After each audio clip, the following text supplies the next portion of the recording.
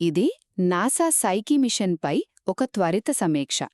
2023లో NASA ప్రయోగించిన ఈ machine ప్రధాన లక్ష్యం సైకి అనే అరుదైన లోహపు గ్రహశకలాన్ని అధ్యయనం చేయడం. రీసెంట్గా ఇది 50 లక్షల కిలోమీటర్ల దూరం నుండి మార్స్ యొక్క అద్భుతమైన అర్ధచంద్రాకార చిత్రాన్ని కూడా క్యాప్చర్ చేసింది. మరి ఈ లోహపు ప్రపంచం భవిష్యత్లో ఇంకెన్ని అంతరిక్ష రహస్యాలను బయటపెడుతుందో కదా. మొదటిది దీని ఆకృతి మరియు ప్రయాణం.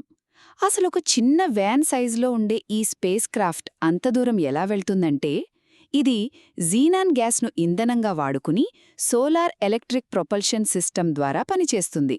అంటే ఇది వెంటనే వేగంగా పరిగెత్తే స్ప్రింటర్లాగా కాకుండా అంతరిక్షంలో నెమ్మదిగా వేగాన్ని పెంచుకుంటూ ఫైనల్గా లక్ష్యాన్ని చేరుకునే ఒక మ్యారథాన్ రన్నర్ లాంటిదన్నమాట.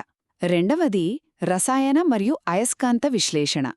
లక్ష్యాన్ని చేరుకున్నాక అది ఏ పరికరాలను వాడుతుందంటే, ఆ గ్రహశకలంపై ప్రాచీన అయస్కాంత క్షేత్రం ఉనికికి సంబంధించిన ఆధారాలను మ్యాగ్నెటోమీటర్ ద్వారా శోధిస్తుంది. అలాగే ఆ ఉపరితలంపై ఉన్న రసాయన మూలకాలను పక్కాగా నిర్ధారించడానికి గామారే మరియు న్యూట్రాన్ స్పెక్ట్రోమీటర్ అనే పరికరాలను శాస్త్రవేత్తలు ఉపయోగిస్తారు. చివరిగా ఇమేజింగ్ పరికరాలు. అక్కడ అద్భుతమైన ఫోటోలు తీయడానికి ఇందులో మల్టీ స్పెక్ట్రల్ ఇమేజర్ ఉంది. ఫిల్టర్లు మరియు టెలిస్కోపిక్ లెన్స్లతో కూడిన ఈ ఒక్క జత కెమెరాలు డిఫరెంట్ వేవ్లెన్స్లో ఆ లోహపు ప్రపంచాన్ని చాలా క్లియర్గా ఫోటోలు తీయగలవు.